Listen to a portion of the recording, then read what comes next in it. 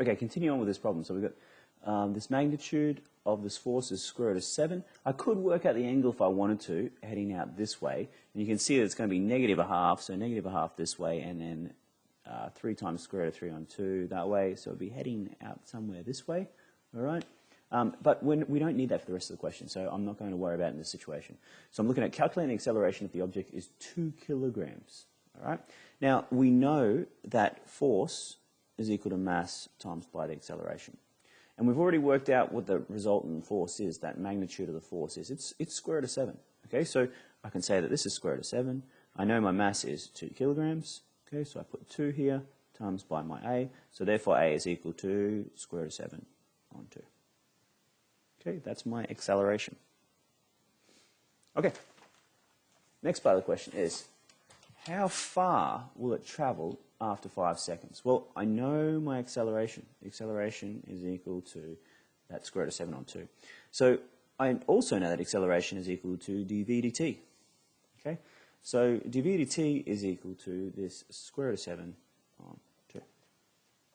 Now, if I integrate both sides in relation to t, I'll end up with v is equal to integral of square root of 7 on 2 dt.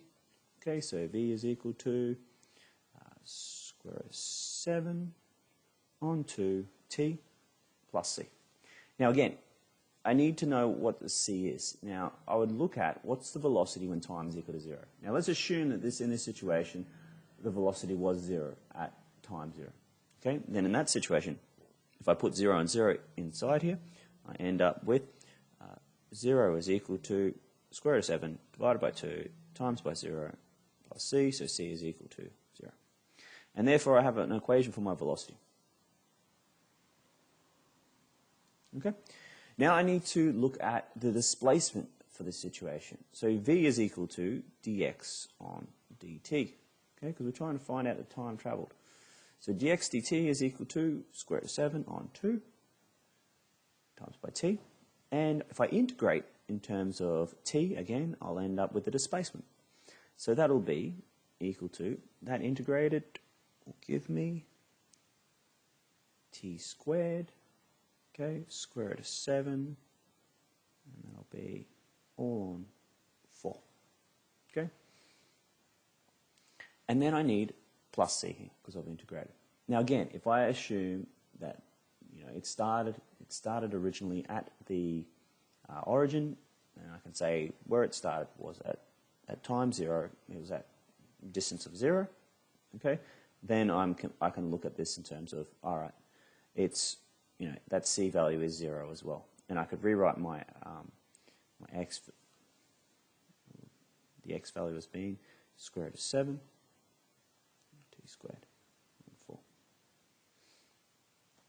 Now, be conscious of what I've done here. You know, before I had it, when I looked at this x and y plane, okay, I'm not saying that it's now traveling along this x plane, okay? I'm actually saying it's traveling through this way. Okay, and I'm just looking at how far it's traveled this way.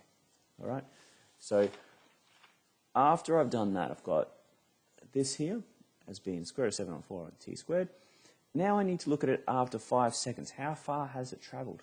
Okay, so I can say x is equal to square root of 7 on 4 times by 5 squared. So therefore, the displacement is equal to square root of 7, or 25 square root of 7 on 4. And that would be meters.